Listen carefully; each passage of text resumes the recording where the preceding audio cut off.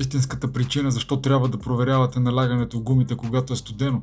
Ако гумите са меки, това означава, че налагането е ниско. Това води до увеличаване на контактната площ с пътя. Гумата се нагрява повече. Ръбовете се износват по-бързо, а средата остава по-дебела. Разходът на гориво се качва с 3 до 5%, защото колата се търкаля по-трудно. Управляемостта се влошава, усеща се мека и плаваща, особено в завой. При по-висока скорост може да прегрее и да се деформира и има риск от спукване. Най-големият риск е повреда на борда и прегряване на гумата при магистрално каране и дори катастрофа. Ако гумите пък са твърди и са пренапомпани, това означава, че налагането е високо. Така контактната площ намалява, сцеплението пада и имате по-голям спирачен път, което може да доведе също до катастрофа.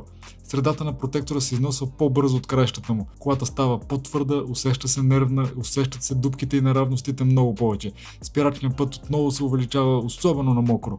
Окачването страда най-много, амортисьори на крайници, биалетки поемат по-големите удари.